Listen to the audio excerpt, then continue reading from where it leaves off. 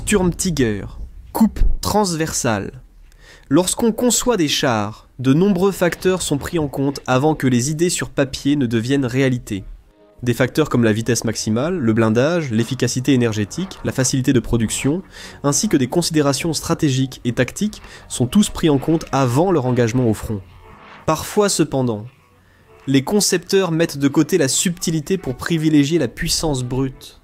Dans cette optique, les ingénieurs allemands ont créé le Sturmtiger, un véhicule immense qui a combattu vers la fin de la guerre, du chaos de l'insurrection de Varsovie au dernier souffle du Troisième Reich, dans les Ardennes et à Remagen, symbolisant un ultime coup de dé de la Wehrmacht. Origine.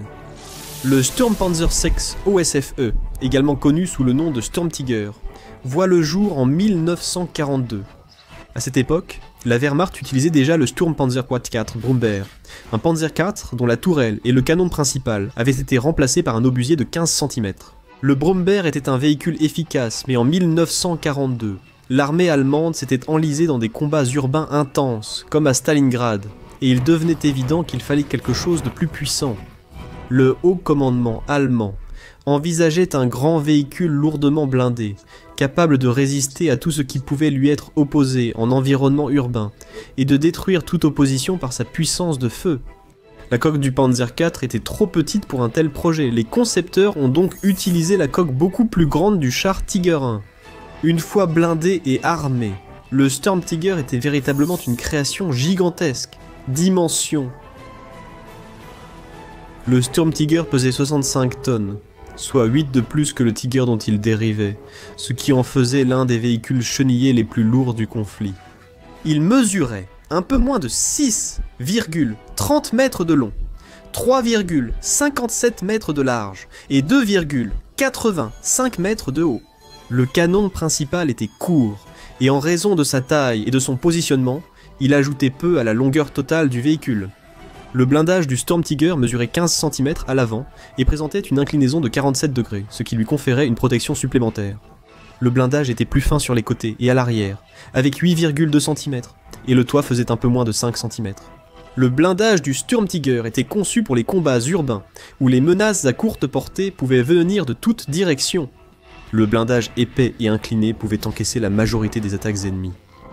Armement.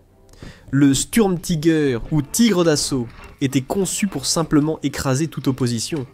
Pour cela, le design initial prévoyait un obusier de 210 mm, mais ces armes étaient insuffisantes en nombre à ce moment-là. L'armée s'est donc tournée vers la marine pour obtenir de l'aide. La Kriegsmarine utilisait un grand lance-charge de profondeur conçu pour envoyer des explosifs sur les sous-marins ennemis. Après quelques modifications, l'armée a adopté le Raketenwerfer 61, une pièce d'artillerie énorme.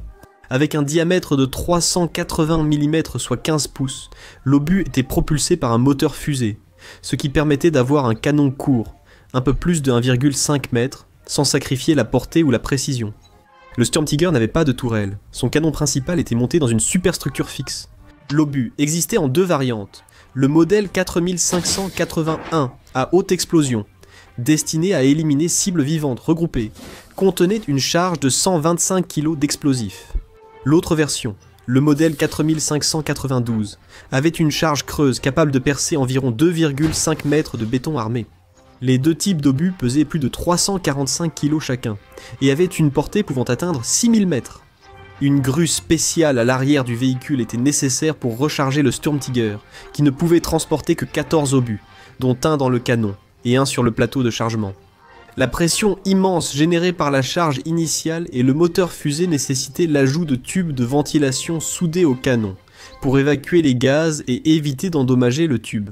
En plus de son canon principal, le Sturmtiger était équipé d'un lance-mine de 100 mm, situé à l'arrière du véhicule, capable de pivoter sur 360 degrés pour lancer des mines antipersonnelles.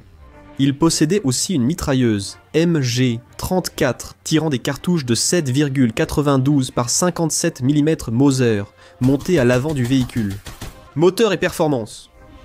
Le Sturmtiger était propulsé par un moteur à essence Maybach HL 230 P45 V12 refroidi par eau, développant une puissance de 690 chevaux. Même avec un moteur aussi puissant, la taille imposante du véhicule limitait sa vitesse maximale à environ 40 km/h sur route ou terrain plat. Il avait une capacité en carburant de 530 litres, et une autonomie opérationnelle d'environ 120 km, bien que cela varie considérablement selon les conditions. Équipage et intérieur. Le Sturmtiger avait un équipage de 5 hommes.